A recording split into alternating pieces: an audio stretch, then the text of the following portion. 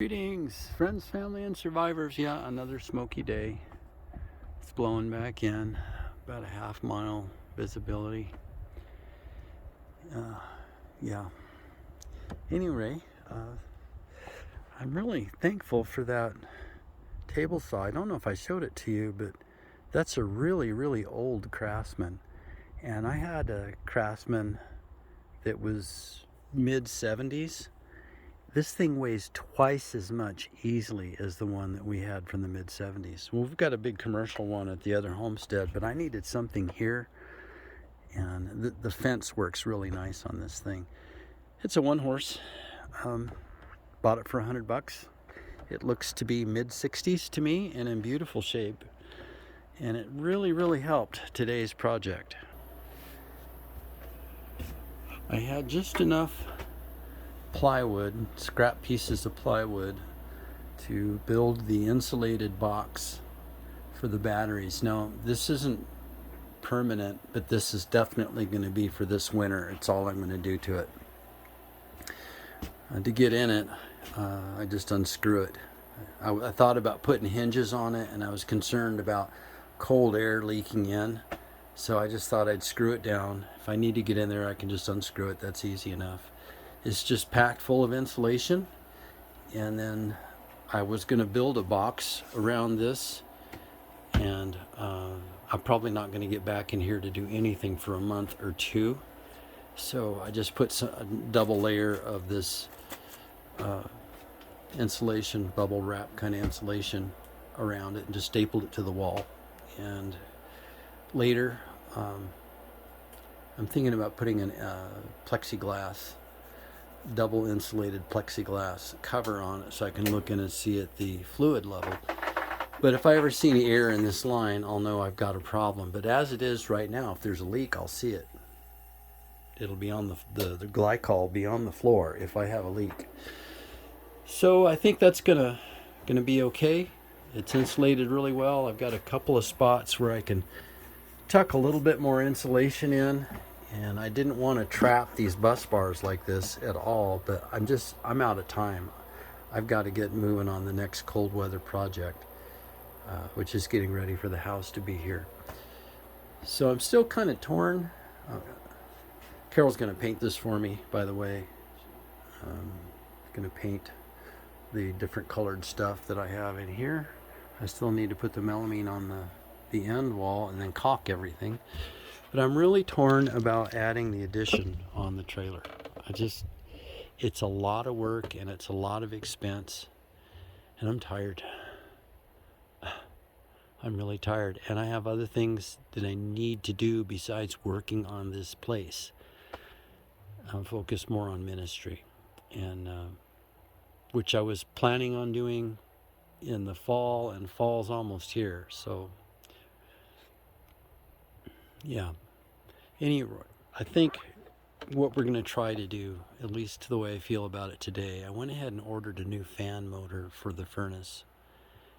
And that's the problem with that one, is I oil it and it runs for a week or two, and then it starts squalling and carrying on. And so I just ordered a new air handling motor, and it's got two fans on it. One's an air handler and the other one's the forced draft fan, combustion fan. It's on the same motor. And I'm going to change that out and fill all the big propane tanks. I'll have, 100 gallons of propane sitting there in the smaller containers. I think I've got 3 25 gallons and one 76 gallon. So that'll be enough to get me till the house gets here. And if it needs to sit there and run full time, that's okay. It's easier than building that room and putting a wood stove in it. I will have to do the skirt. Unfortunately, though, as soon as the price came down on OSB, everybody bought out stock everywhere. There's not one store that's got OSB. It went down to $14 a sheet. Now it's gone. Not a sheet of it available.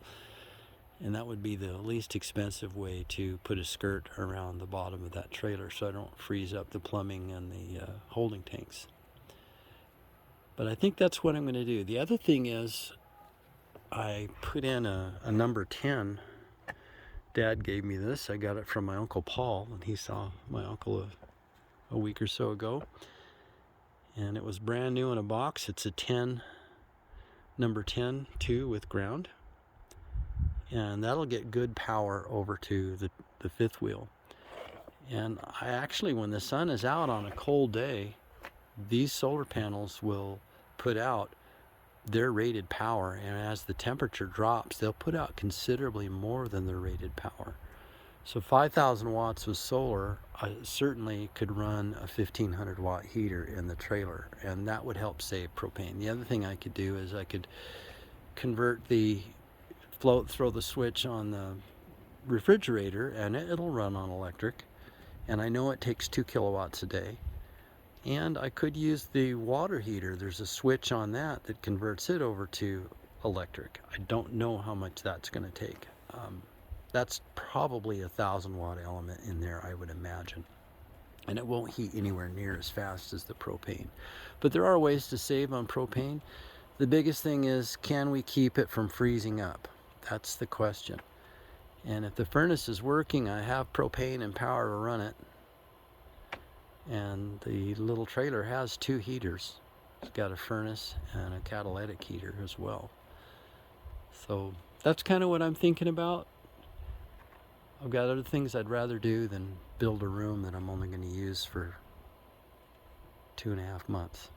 I may change my mind next week. I don't know. I'm just kind of vacillating back and forth. Part of it is I've never lived here before in the winter. And it's not the snow. I've lived in deep snow before. I've lived where there was, pushing 20 feet of snow on the ground. That's not a problem. But it only got down to 4 or 5 below where I lived before. And this can get much, much colder than that. And it's an unknown factor for me. And so I'm trying to be as conservative as I can. And so some of the things that I need to work out are, getting water to the trailer until the house is up and running. See, the house has got to be sitting there with the wood stove in it, the propane connected, before I turn the water on, or I'll freeze it up, and that's no good. You don't want to bust a bunch of pipes. So some things to work through. I know a lot of you live in the Midwest and back east and upstate, New York area. I've got friends in Michigan. Bunch of you, you're used to this kind of weather. 30 below is nothing for you. That's normal. I talked to Roy Amberg in Minnesota, and for them, summer is just 3 months of bad ice fishing. It's about the end of it, right? I called him one time, and he says, "Oh, it's a pretty good day. It's blowing about 70 miles an hour. It's 25 below zero. Other than that, it's pretty nice out." Right. I told him it's not like that everywhere, Roy. You don't have to live in that. But it's all he knows. So that's the thing. You don't know what you don't know. So we're going to have a steep learning curve, I'm sure. So I'm trying to get ready as much as I can. Anyway, long-winded. Have a very blessed night.